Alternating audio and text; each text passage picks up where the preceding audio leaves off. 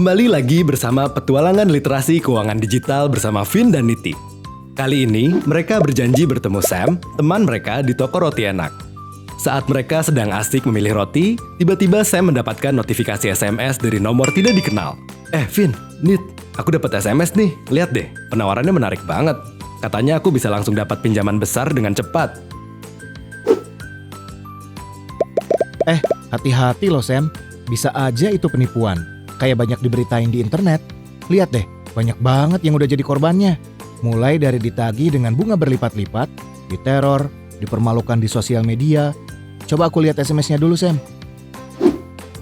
Vin bener tuh Sam, kalau mau aman pinjam-meminjam secara online, lebih baik lihat daftar perusahaan fintech lending berizin di OJK. Tapi aku kurang paham apa itu fintech lending, Nit. Kelebihannya apa dan gimana proses pendaftarannya?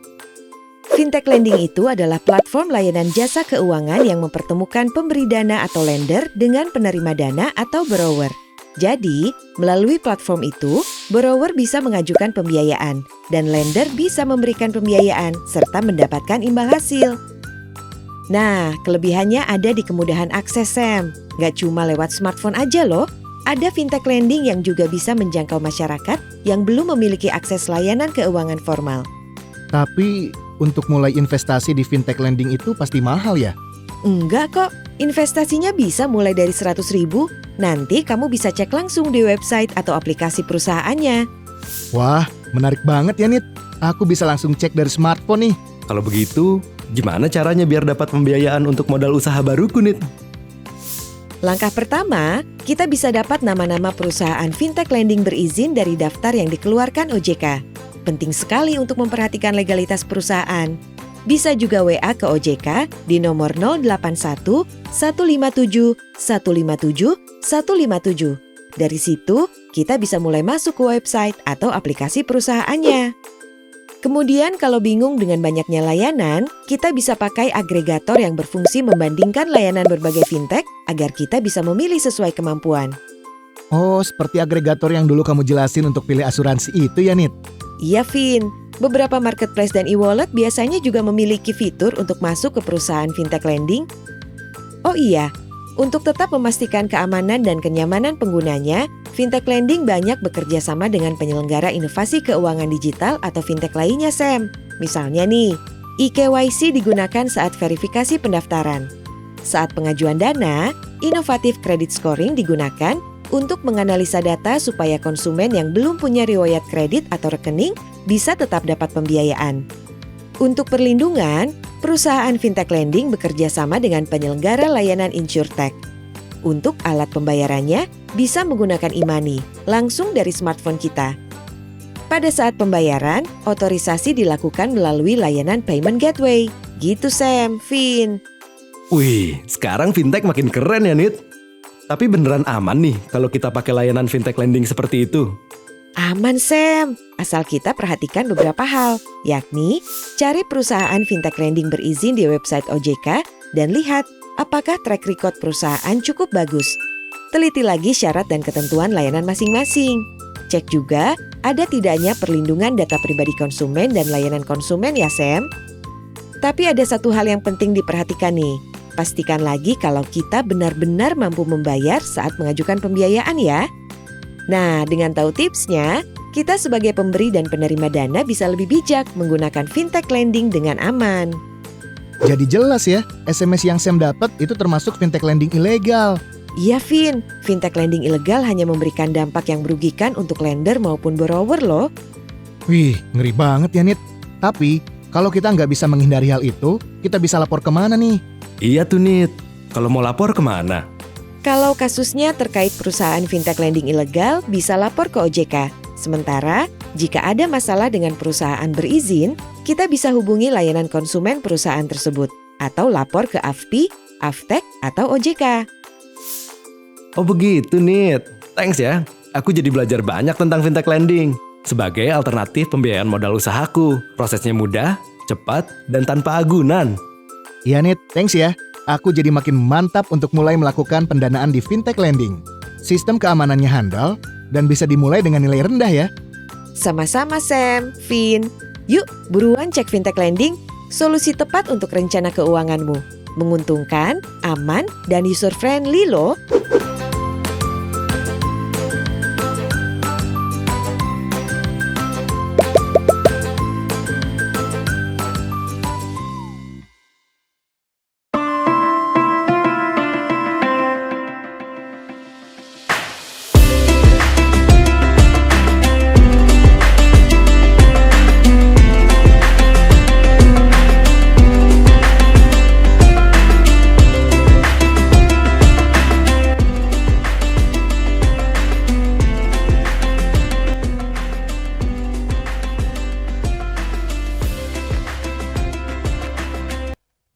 Bismillahirrahmanirrahim. Assalamualaikum warahmatullahi wabarakatuh. Alhamdulillahilladzi bi ni'matihi tatimmu shalihat wa bi fadlihi tatanazzalu khairat wal barakat wa bi taufiqihi tatahaqqaqul maqasid wal ghayat. Wassalatu wassalamu ala asyrafil anbiya'i wal mursalin sayyidina Muhammadin wa ala alihi wa sahbihi ajma'in. Tribuners, dalam program Syiar Ekonomi Ramadan yang insya Allah dirahmati Allah Subhanahu wa Ta'ala. Tak henti-hentinya kita memanjatkan puji syukur kehadirat Allah Subhanahu wa Ta'ala yang begitu banyak memberikan kita nikmat iman, nikmat Islam, nikmat kesehatan, kesempatan, nikmat hidup dan kehidupan yang oleh Allah hanya meminta kita untuk senantiasa mensyukurinya agar nikmat-nikmat itu senantiasa juga ditambahkan oleh Allah Subhanahu wa Ta'ala. Salawat dan salam semoga tetap tercurah kepada junjungan Nabiullah Muhammad sallallahu alaihi wasallam. Tribuners, dalam program Syiar Ekonomi Ramadan yang insya Allah dirahmati Allah Subhanahu wa Ta'ala. Dalam kesempatan kali ini kita mencoba membahas bagaimana hidup sederhana, tidak hedonis dan tidak konsumtif, atau hidup sederhana maka hidup kita akan berkah. Tribuners yang insya Allah dirahmati oleh Allah Subhanahu wa Ta'ala. Dalam sebuah ayat Al-Quran, Allah Subhanahu wa Ta'ala berfirman, "Walladzina idza anfaqu lam yusrifu wa lam yaqturu wa kana baina dzalika qawama." Orang-orang ketika dia berinfak, dia membelanjakan hartanya, lam yusrifu, tidak berlebih-lebihan, walam yaqturu, tapi tidak juga pelit, terlalu pelit, wa kana baina dzalika qawama, tetapi dia sedang-sedang dalam berinfak. Sebuah ayat yang mengajarkan kepada kita bagaimana sesungguhnya kita itu memiliki pola hidup yang sederhana. Sederhana dalam artian bukan kikir, bukan pelit, sampai-sampai kebutuhan pokoknya dia tidak mau memenuhi, itu juga tidak benar. Tetapi tidak juga melampaui batas atau israf, berlebihan, karena sesungguhnya berlebihan itu sangat tidak disukai oleh Allah Subhanahu wa Ta'ala. Kalau kita misalnya bicara tentang hidup sederhana, itu kita bicara dua hal yang dilarang oleh agama. Yang pertama, jangan israf, atau dalam bahasa Al-Qur'annya wala tusrifu innallaha la yuhibbul musrifin. Jangan berlebih-lebihan, karena sesungguhnya Allah tidak menyukai orang-orang yang berlebih-lebihan. Di ayat yang lain ada lagi satu yang tidak disukai oleh Allah, yaitu mubazir atau tabazir. Bahasa Al-Qur'annya Allah berfirman, "Wala tubdziru innal mubadzirina kanu ikhwana syayatin." Jangan mubazir, karena sesungguhnya mubazir itu adalah teman atau kawan dari setan. Artinya dua sifat ini dilarang oleh Allah Subhanahu wa Ta'ala. Pertama, israf, berlebihan. Bagaimana model orang yang berlebihan itu? Orang yang berlebihan itu artinya dia misalnya butuh satu tetapi dia mempunyai dua, dia mempunyai tiga dan seterusnya, tanpa ada tujuan untuk investasi, tanpa untuk tujuan menabung, tetapi hanya karena ingin dikata bahwa dia memiliki banyak kendaraan semisal, dia misalnya ingin dikata memiliki banyak mobil atau banyak rumah dan seterusnya, padahal itu adalah berasal dari hutang piutang misalnya, atau dari hutang A, B, C dan seterusnya. Ini yang dilarang oleh agama. Yang kedua adalah tabdzir. Tabdzir itu bagaimana? Adalah mengalokasikan dananya atau menggunakan hartanya pada hal-hal yang sifatnya haram. Banyak uangnya tetapi digunakan untuk maksiat, digunakan untuk hal-hal yang berlawanan atau bertentangan dengan ajaran. Oleh karena itu, kalau kita bicara tentang bagaimana hidup yang sederhana, hindari dua hal ini. Ya, tidak serok, tidak berlebih-lebihan. Yang kedua, tidak tabzir atau tidak menggunakan hartanya maksiat. Barulah kita dikatakan hidup sederhana. Nah, kalau misalnya kita mau lihat, karena hidup ini kita tidak pernah tahu ke depannya ini kebutuhan kita apa, semakin banyak atau semakin sedikit kita tidak tahu. Oleh karena itu, karena ketidaktahuan itu, maka perlu ada persiapan menghadapi kehidupan yang akan datang.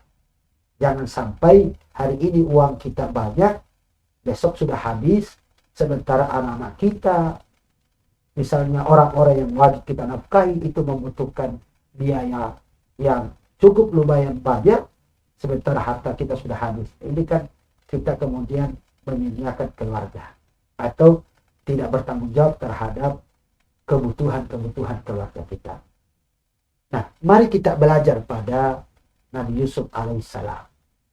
Coba kita tengok bagaimana Nabi Yusuf mendesain bahwa hari ini mungkin banyak penghasilan, hari ini mungkin bisa panen banyak, tetapi tahun-tahun akan datang akan terjadi paceklik, akan terjadi kemarau panjang dan seterusnya yang membuat panen itu tidak berhasil atau gagal. Nah, untuk mengantisipasi itu, maka Nabi Yusuf alaihissalam menyampaikan bahwa mari kita mempersiapkan kehidupan atau mempersiapkan kebutuhan 7 tahun akan datang. Mungkin 7 tahun ini kita akan berhasil. Mungkin penghasilan kita, panen kita akan berhasil melimpah ruah. Tetapi 7 tahun yang akan datang itu akan mengalami masalah paceklik.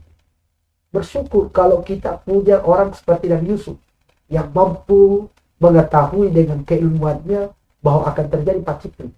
Nah, kalau tidak, kalau kita tidak punya ilmu, tidak punya pengetahuan bagaimana menghadapi yang akan datang, maka jauh kita lebih hati-hati, karena itu sama dengan berjudi sementara kita tidak memiliki pengetahuan bahwa kebutuhan akan datang ini semakin banyak. Nah, inilah pentingnya bagaimana kita tidak ikut-ikutan kepada masyarakat, apalagi di media-media sosial banyak digambar-gambarkan tentang crazy rich. Kita juga mau dikatakan kaya raya, padahal sesungguhnya kita miskin. Kita juga ingin dikatakan punya mobil mewah, ternyata hutang. Atau jangan-jangan dia punya orang, harta orang yang kita kumpulkan dengan cara menipu melalui media sosial. Nah, ini yang bahaya. Karena kita tidak paham bahwa ini sesungguhnya permainan-permainan yang modelnya seperti judi. Oleh karena itu, jangan, kalau bahasa hadisnya itu Rasulullah SAW selalu mengajarkan kita begini, bahwa jangan selalu melihat ke atas. Karena kalau Anda selalu melihat ke atas, maka itu akan berpotensi menghilangkan rasa syukur dalam diri kita. Tetapi selalulah melihat ke bawah. Unzur ila man huwa dunakum. Tengoklah orang-orang yang lebih rendah dari kita. Saat kita punya motor, tengok masih banyak saudara-saudara kita hanya punya sepeda. Saat kita punya sepeda, tengok masih banyak saudara-saudara kita yang jalan kaki. Ketika kita cuma bisa berjalan kaki, tengok masih banyak saudara-saudara kita yang tidak bisa berjalan. Oleh karena itu, Nabi mengajarkan, unzur ila man huwa dunakum. Lihat orang yang lebih rendah dari kita, lihat orang yang lebih susah dari kita. Karena kenapa? Kalau kita selalu melihat orang yang lebih susah dari kita, maka potensi kesyukuran atas nikmat yang diberikan Allah kepada kita itu semakin besar. Nah, ketika syukur itu yang ada dalam diri kita, maka kita akan tenang. Kita tidak akan menoleh, tidak akan melihat orang-orang yang mapan misalnya. Karena misalnya kita hanya mampu membeli A, ya belilah A. Jangan karena melihat tetangga beli B, beli C, kita juga mau ikut-ikutan beli B dan C, padahal uang kita atau materi kita belum cukup. Inilah yang perlu kita lakukan, karena akhir-akhir ini terlalu banyak hal yang ditampakkan atau diberitakan tidak seperti fakta, fakta atau realitasnya. Ada banyak yang dikatakan crazy rich, ternyata sebenarnya dia adalah orang yang sama dengan kita, bukan orang mampu, apalagi dijuluki crazy rich. Oleh karena itu, mari kita mempersiapkan diri kita untuk bukan juga kikir, tidak juga kikir pada diri sendiri. Silahkan memenuhi kebutuhan pokok kita. Kalau kita beli kita membutuhkan misalnya rumah, ya kita beli rumah sesuai dengan kebutuhan kita. Yang dilarang oleh agama adalah berlebih-lebihan. Berlebih-lebihan artinya sudah tidak dibutuhkan tapi masih dibeli, atau menggunakan hartanya pada hal-hal yang dilarang oleh agama. Inilah pentingnya kita belajar. Sekali lagi, kisah-kisah dalam Al-Quran mengajarkan banyak kepada kita. Coba tengok bagaimana Nabi Ibrahim alaihissalam. Apakah Nabi Ibrahim kaya raya? Tidak. Tapi kenapa mampu mendidik anaknya menjadi anak yang soleh, anak yang patuh, loyal pada orang tuanya. Bahkan dia rela memberikan nyawanya hanya karena patuhnya kepada orang tuanya. Itu karena dididik dengan hidup sederhana. Bagaimana ibunya ditinggal di lembah yang tidak ada apa-apa sama sekali, tetapi ibunya berusaha, ibu Nabi Ismail ini berusaha sekuat tenaga untuk hidup, sehingga Allah kemudian memberikan rezeki. Rezeki yang sampai saat ini kita nikmati. Apa itu? Air Zam-Zam. Air Zam-Zam itu berkat dari kesederhanaan ibu dari Nabi Ismail alaihissalam bersama Nabi Ismail. Ini perlu kita tengok. Karena bisa jadi hari ini kita hidup sederhana, ternyata Allah berikan keberkahan dalam hidup kita. Jadi tidak selamanya yang kita lihat kaya itu hidupnya bahagia, hidupnya enak. Bisa jadi yang kelihatannya kaya raya, ternyata dia susah hidup. Kenapa? Memikirkan membayar hutang. Bagaimana mereka melunasi mewah yang dia miliki. Oleh karena itu, mari kita kembali. Oh, ternyata hidup itu kita ciptakan kehidupan itu secara baik. Kita desain hidup kita itu berkah, desain hidup kita itu bahagia dengan bersyukur atas nikmat yang kita miliki tanpa harus melihat nikmat-nikmat orang lain. Karena kalau kita melihat nikmat orang lain, maka akan masuk ke dalam diri kita dengki, hasut. Kita akan berusaha supaya nikmat orang lain itu hilang, supaya nikmat orang lain itu tidak ada. Itu yang masalah. Oleh karena itu, selalu kita mengajak bahwa hidup sederhana itu sangat penting. Hidup sederhana itu berkah. Bukan memiskinkan diri kita, bukan. Tetapi membeli atau menggunakan materi atau dana yang kita miliki itu sesuai dengan kebutuhan yang kita butuhkan, dan harus selalu berusaha menyelipkan sebagian harta kita untuk kita tabung, untuk kita investasikan pada kebutuhan-kebutuhan yang akan datang. Jangan karena kita merasa kaya hari ini, lalu kita seenaknya membeli seluruh kebutuhan yang kita, seluruh keinginan yang kita mau, sementara yang akan datang kita tidak tahu bagaimana kebutuhan kita. Bisa jadi, naudzubillah, yang sampai kita dikasih sakit oleh Allah yang membutuhkan biaya berobat yang sangat tinggi. Kalau sudah habis, kemana kita mencari dana untuk berobat? Hari ini mungkin kita sehat, besok lusa, tahun depan kita tidak tahu. Oleh karena itu, tidak ada yang salah kalau ada orang kemudian menginginkan hidup yang sederhana. Karena itulah yang diajarkan oleh agama. Coba kita tengok Rasulullah SAW. Rasulullah itu kalau mau kaya sangat bisa. Kalau mau hidup mewah sangat bisa. Sejak muda beliau sudah berhasil menjadi pedagang. Pedagang yang jujur, pedagang yang berhasil membawa keuntungan yang banyak dari negeri Syam. Tapi apakah keuntungan-keuntungan yang dibawanya itu dihabiskan? Tidak. Beliau juga siapkan untuk anak-anaknya. Beliau juga siapkan untuk keluarga.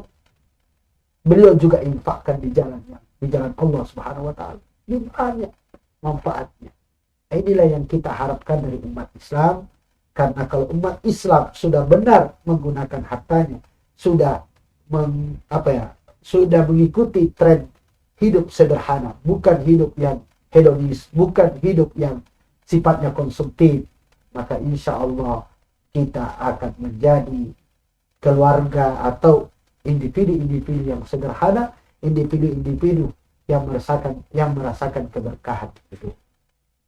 Sekali lagi, Kalau kita membaca ayat-ayat Al-Quran, kita membaca hadis-hadis Nabi, cobalah baca. Jangan hanya membaca tentang ayat-ayat sholat. Jangan hanya membaca ayat-ayat puasa. Jangan hanya membaca hadis-hadis tentang bagaimana tentang sholat misalnya. Jangan hanya membaca hadis-hadis tentang puasa. Tapi coba baca juga hadis-hadis tentang ekonomi. Coba baca tentang ayat-ayat bagaimana orang-orang dahulu atau kisah-kisah orang dahulu itu hidup berhasil karena kesederhanaannya, bukan karena kekayaan. Nabi Sulaiman terkenal dengan kekayaan. Tapi apakah hartanya dia bawa mati? Tidak. Yang dia bawa mati adalah amalnya. Karena itu yang kita siapkan amal ibadah kita, dan harta yang kita miliki kita siapkan supaya dia menjadi ladang pahala kita sekaligus menjadi kebahagiaan untuk generasi yang akan datang. Terima kasih. Sekali lagi mohon maaf atas segala kekurangan. Tribuners dalam program Syiar Ekonomi Ramadan yang insya Allah dirahmati Allah. Semoga kita semua bisa coba sedikit demi sedikit mengamalkan ajaran agama kita, sedikit demi sedikit untuk kita mengamalkan apa yang disampaikan oleh Rasulullah SAW, apa yang disampaikan oleh Allah dalam Al-Quran, sehingga hidup kita ini berkah, hidup kita ini penuh dengan manfaat. Karena sesungguhnya manusia terbaik bukan manusia yang banyak mobilnya, bukan manusia yang banyak hartanya, bukan manusia yang banyak rumahnya, tapi manusia terbaik adalah khairun nas anfa'uhum linnas, bahwa manusia terbaik adalah manusia yang paling banyak bermanfaat dan berguna kepada sesama. Wabillahi taufiq hidayah. Wassalamualaikum warahmatullahi wabarakatuh.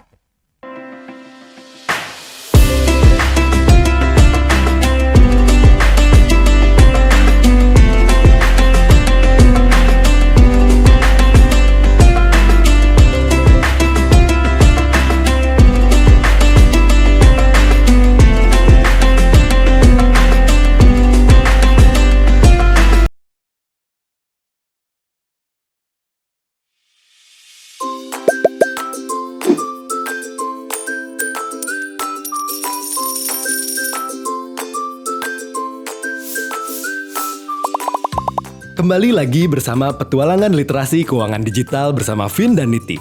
Kali ini mereka berjanji bertemu Sam, teman mereka di toko roti enak. Saat mereka sedang asik memilih roti, tiba-tiba Sam mendapatkan notifikasi SMS dari nomor tidak dikenal. Vin, Nit, aku dapat SMS nih, lihat deh, penawarannya menarik banget. Katanya aku bisa langsung dapat pinjaman besar dengan cepat. Hati-hati loh Sam, bisa aja itu penipuan. Kayak banyak diberitain di internet. Lihat deh, banyak banget yang udah jadi korbannya. Mulai dari ditagih dengan bunga berlipat-lipat, diteror, dipermalukan di sosial media.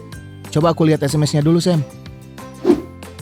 Vin bener tuh Sam, kalau mau aman pinjam-meminjam secara online, lebih baik lihat daftar perusahaan fintech lending berizin di OJK. Tapi aku kurang paham apa itu fintech lending, Nit. Kelebihannya apa dan gimana proses pendaftarannya? Fintech lending itu adalah platform layanan jasa keuangan yang mempertemukan pemberi dana atau lender dengan penerima dana atau borrower. Jadi, melalui platform itu, borrower bisa mengajukan pembiayaan dan lender bisa memberikan pembiayaan serta mendapatkan imbal hasil.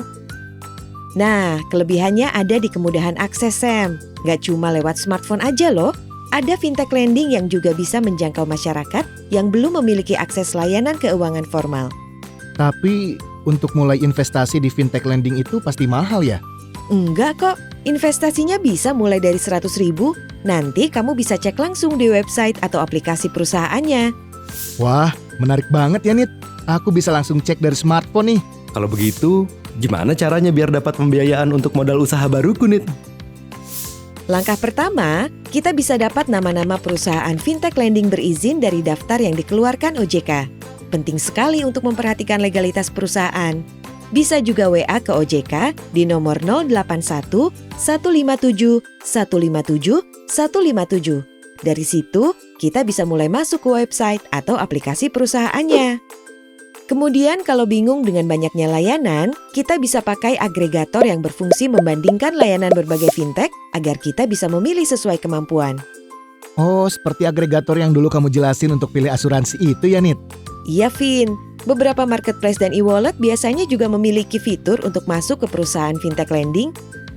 Oh iya, untuk tetap memastikan keamanan dan kenyamanan penggunanya, fintech lending banyak bekerja sama dengan penyelenggara inovasi keuangan digital atau fintech lainnya, Sam. Misalnya nih, eKYC digunakan saat verifikasi pendaftaran. Saat pengajuan dana, inovatif credit scoring digunakan untuk menganalisa data supaya konsumen yang belum punya riwayat kredit atau rekening bisa tetap dapat pembiayaan. Untuk perlindungan, perusahaan fintech lending bekerja sama dengan penyelenggara layanan InsurTech. Untuk alat pembayarannya, bisa menggunakan e-money langsung dari smartphone kita. Pada saat pembayaran, otorisasi dilakukan melalui layanan payment gateway. Gitu Sam, Vin. Wih, sekarang fintech makin keren ya, Nit.